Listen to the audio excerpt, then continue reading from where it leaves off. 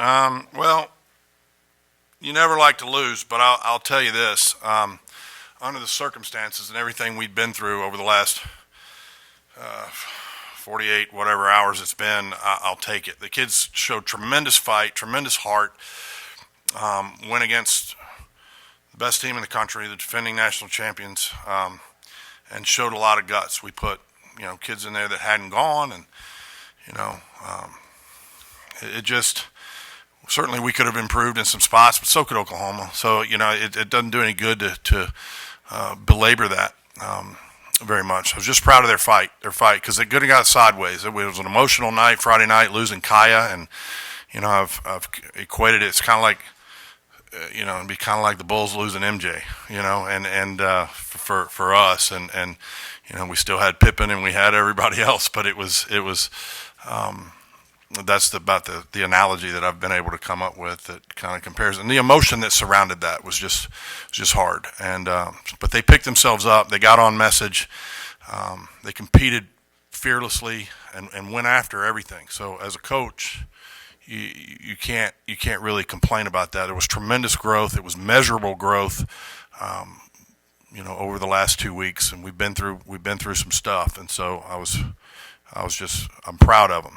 We want to win them all, but the growth we showed today was measurable, and that's encouraging. Would you go through the lineup of, I just want to make sure exactly have who replaced Kaya on each event? On vault, Chase Brock replaced Kaya. On floor, Chase Brock. On beam, well, that one we put two new in because Elena did it on Friday night, and Elena stayed in, and then we also put Sierra in. It was her first time ever competing that event, so that depends on how you look at it, I guess, who replaced who. But there were two relatively new faces. Elena did for her second time, and Sierra went for the first time.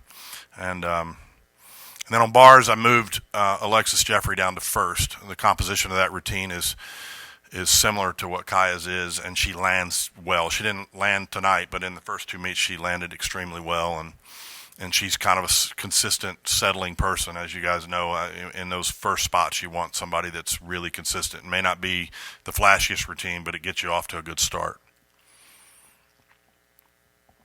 And Tori Tatum went in.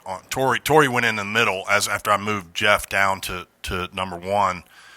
Tori got in for the first time she's competed in her career. So I know those are two big losses in Kai and Libby, but with all those replacements, are you encouraged where they are, where they can go at the end, by the end of the year? Yeah, I am. I don't like that. I mean, if I want some of these guys that got to go today to show a little more consistency in practice, because if they do, then everybody settles into this, and everybody can know that we can count on them. Today our success was rooted in a lot of emotion. That's not going to be here forever, and they need those kids that have gone in and that were called up. Sometimes the kids get complacent when they're not making lineups, and you see inconsistencies, and we've seen that. And so, I was encouraged with what we did yesterday in the gym with those kids that knew they were going to be going in. They picked it up, and it was marked. And so, staying motivated when you're not in a lineup or when you're not in any sport, you know how that goes. Be prepared, because you never know when your number's going to get called. And so I think they've learned that lesson now, and hopefully we'll see the preparation side as we go from those other kids that are not in lineups or that just got in continue to get better and better. Can you talk about how Sierra kind of set the tone on the floor with that 9-9 to start? Yeah. It seemed to get everybody fired up, including yourself. I mean, yeah, it could have gone higher than that. She smoked that routine. I mean, it was good. It was she's such a performer, and she's so strong. Sometimes she has to. I mean, she's bull strong. I mean, it's amazing, but she has to kind of control it sometimes a little bit. She warmed up a little jacked up and went out of bounds on the AA, but man, she did a great job setting the table on that event for us tonight, for sure.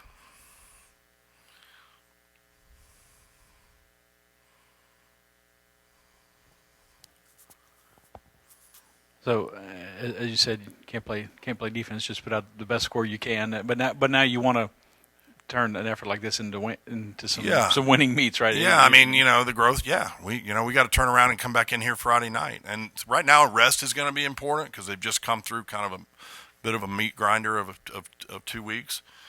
But as we know, Missouri is. There's nobody in this conference. We get into the conference now, and there's nobody in this conference that's an easy out. And Missouri is certainly a vastly improved team. So we got to show up. This has got to be a springboard. This can't be a destination. We've got to continue to grow and get better and better and better. If we want to be where we want to be in March and April, and that's really what we're talking about right now. Is March and April is the continued growth throughout. I've taken a lot of the emphasis off with them, and you guys have probably detected it in some of the things I've said. Just because of the makeup of this team, I've tried to take a lot of the emphasis off on being so result-oriented about winning every single time. Because at the end of the day, we won a bunch of meets last year, and then we get to the end and things didn't go well. So really, in our sport, because everything is determined by score, it's determined by our average, determined by our NQS. We're going to the postseason. That would take something crazy for us not to do that. So everything about what we do from here forward has just got to be about taking that next step forward. Right foot, left foot. Just keep moving. That's going to translate into wins for us for sure. But that's not the verbiage that I'm using, and it's hard for people to understand that because this sport's so different that way. With the 2 meets this week, what you have, what you don't have, and the way the team is kind of structured right now, are you going to do anything between now and Friday in terms of practice? I mean, what do you do? What are you not going to do? I think with this group right now, just because of what we came through, the plan right now is to give most of them the next 2 days to recover. We'll do some conditioning. We'll do some things, very light gymnastics, but not a lot over the next 2 days, and then kind of ramp it up for Thursday and get back into our pre-meet routine that from here on we'll be able to get into that pattern, home and away kind of routine that we haven't been able to do just yet. So typically when we've just got 1 meet in a week, I try to get 3 training days in. We'll take 1 day off, kind of knock the rust off the first day back in, and then go hard the second day, then have a recovery day, and then do our meet prep, which is kind of mimics what we do in the postseason when we go to a site where we get to train on the podium. We get into that rhythm, and so from here on out, we should be able to get into that sort of mode of training. Haley's performance today. Obviously, she's done those kinds of things before, Yeah, but now she's in the position of which doesn't have Sundance or whatever. Right. I mean, she said she liked to say when she was up here, "Hey, there's a lot of other great gymnasts on the team." But as you said before the season, people are looking to what she and Kaya do, and now they're really looking at what she does. How do you feel she's equipped to handle that role? I think she showed a lot. I mean, there were you guys, if you can remember back, whether it was her freshman year, I guess, in similar situations, we would see cracks in the armor every now and then.